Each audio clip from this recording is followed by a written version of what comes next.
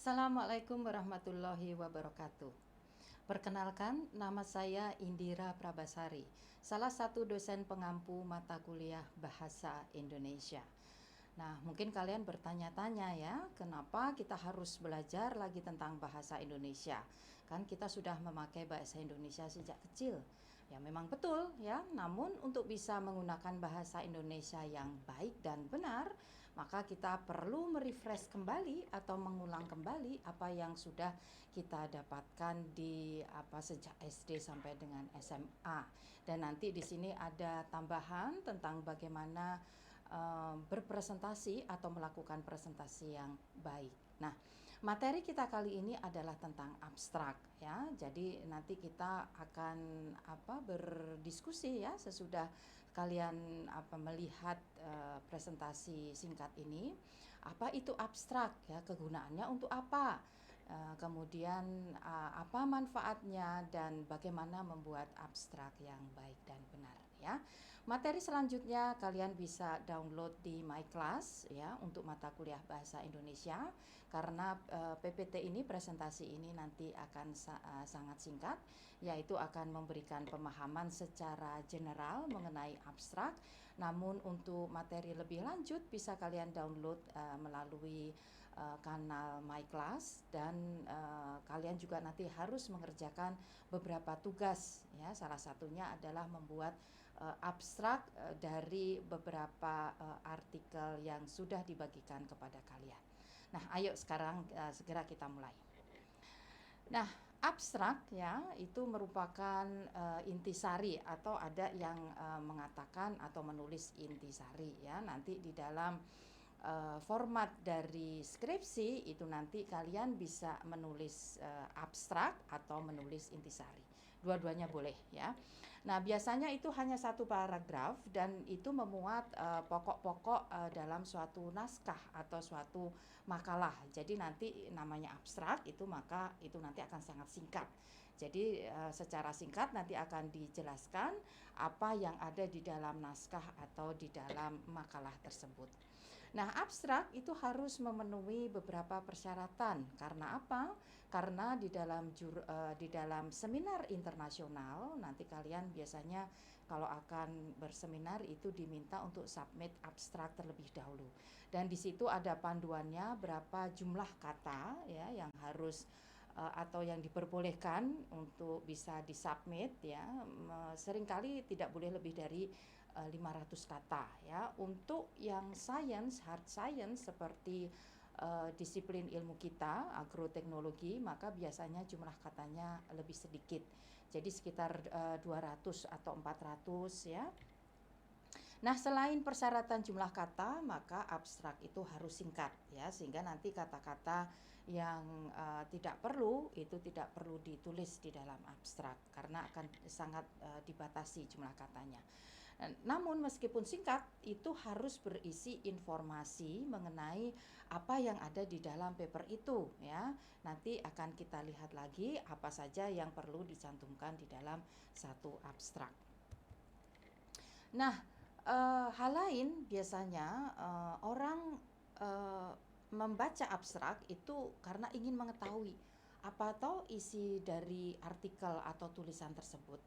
Apakah metodenya itu seperti yang saya cari ya? Karena seringkali saudara pergi ke perpustakaan, kemudian kalian melihat skripsi dari kakak-kakak kelas saudara, dan kemudian kalian pada saat membuka skripsi biasanya yang dibaca abstraknya ya terlebih dahulu, karena kalian ingin lihat apakah metodenya itu metode yang saya cari ya. Kalau metodenya itu bukan metode yang dicari, maka biasanya langsung skripsi itu ditutup dan kemudian membuka skripsi yang lain ya sampai menemukan informasi yang diinginkan. Nah, demikian juga orang lain itu juga akan mencari informasi yang mereka butuhkan secara cepat ya. Nah, secara singkat maka kita bisa mengatakan, tadi sudah saya singgung bahwa biasanya jumlah abstrak itu untuk disiplin ilmu hard science seperti agroteknologi itu sekitar 200 sampai 400 kata ya.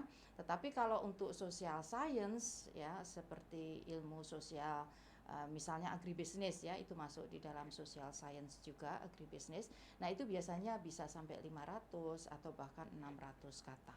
Itu sangat tergantung pada panitia ya, suatu international conference ya, untuk menentukan berapa jumlah kata yang ada di dalam abstrak ya, atau misalnya dalam satu jurnal itu nanti chief editornya itu nanti akan menentukan berapa banyak jumlah kata yang ada di dalam abstrak tersebut ya, tapi kisarannya tidak terlalu jauh berbeda. Nah, kemudian tadi juga sudah disinggung, jadi abstrak itu harus ringkas ya, harus ringkas tetapi informatif.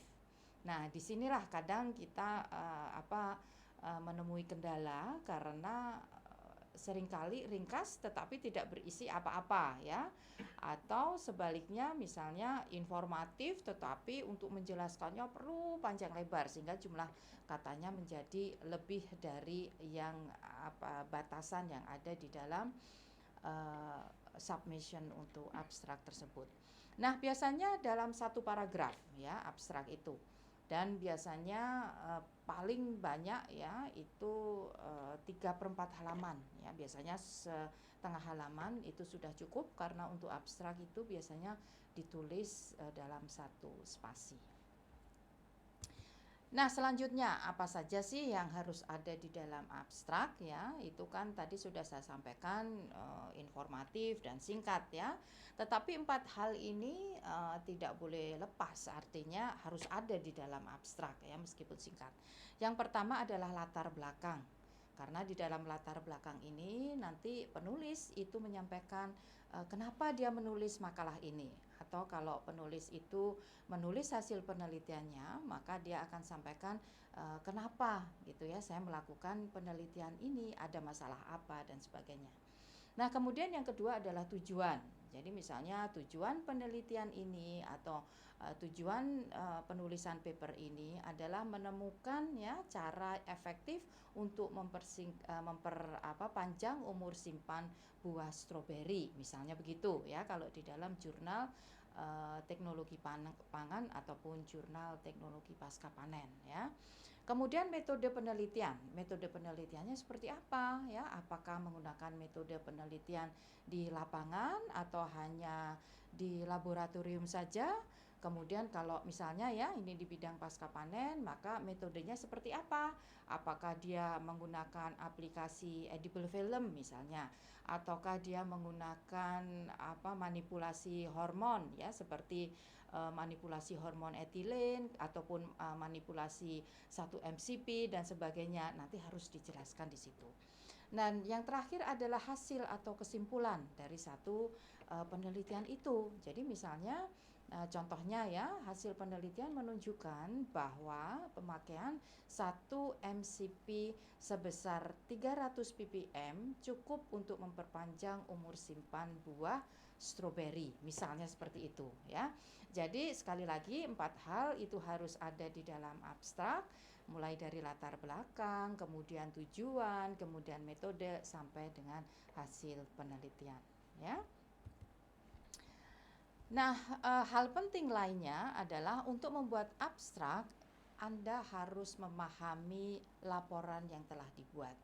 Ya, ini lebih spesifik lagi adalah untuk tugas yang harus saudara kerjakan, karena ini kan kalian masih mahasiswa awal ya, belum melakukan riset, sehingga nanti dosen pengampu mata kuliah bahasa Indonesia akan membagikan beberapa jurnal dan nanti kalian diminta untuk membuat abstrak dari jurnal-jurnal tersebut. Nah, untuk bisa membuat abstrak dari jurnal-jurnal penelitian orang lain, maka tentu saudara harus membaca dari awal ya sampai dengan akhir, dari latar belakang sampai dengan kesimpulannya.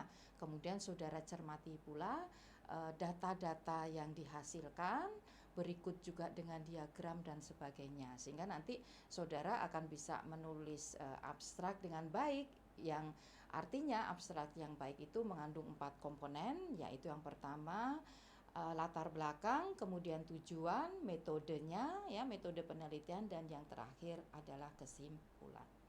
Dan kemudian cari kalimat yang mewakili latar belakang, metode penelitian, hasil maupun kesimpulan.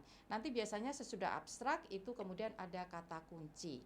Nah, kata kunci ini adalah kata-kata yang penting ya, yang ada di dalam satu makalah yang nantinya harus saudara buat abstraknya ya. Nah, ini contoh ketentuan abstrak ya. Di sini bisa kita lihat ya, dalam bahasa abstrak dalam bahasa Inggris ya. Jadi biasanya mereka meminta dua, sama seperti kalau nanti di dalam skripsi saudara nanti ada abstrak dalam bahasa Inggris ya. Kemudian di lembar berikutnya adalah intisari atau abstrak dalam bahasa Indonesia. Ya, kalau di dalam penulisan bahasa Indonesia, maka kata-kata asing itu ditulis dalam huruf miring ya, atau huruf italic. Dan kemudian metode di situ seperti yang tadi sudah saya sampaikan ya, memuat permasalahan, metode, dan kemudian hasil ya. Abstrak atau intisari memuat maksimal 300 kata ya, karena kita ini dalam disiplin ilmu hard science, agroteknologi, biasanya memang jumlah katanya lebih sedikit ya, karena kalau kita sudah mendapatkan hasil penelitian kemudian dicantumkan dalam beberapa kurva, dalam histogram ataupun dalam pie chart ya, ataupun di dalam tabel, maka biasanya dari situ kita sudah bisa melihat hasil penelitiannya itu seperti apa ya, karena itu kata-katanya hanya sedikit. Lain dengan bidang humaniora atau sosial ya, mereka karena harus menjelaskan ya, sehingga jumlah katanya itu lebih banyak, biasanya sekitar 500 sampai dengan 600. Dan kemudian ada kata kunci, tadi juga sudah saya singgung, itu biasanya sekitar 3 sampai 5 kata yang ditulis ya dengan huruf miring di bawah abstrak. Nah, ini adalah contoh abstrak ya. Nanti silahkan, ini semua materi ada di dalam My Class ya. Bisa kalian download kalau kalian melihat ini terlalu kecil ya tulisannya. Jadi di atas itu adalah latar belakang ya. Di sini tentang buah manggis ya. Di situ latar belakangnya, kemudian tujuannya nanti bisa kalian lihat di situ, metodenya seperti apa, dan yang terakhir adalah kesimpulan ya. Nah, demikian yang bisa saya sampaikan ya secara ringkas mengenai abstrak. Tentu ada materi yang lebih lengkap ya, bisa kalian download, lihat sendiri. Dan jangan lupa tugas membuat abstrak segera kalian submit.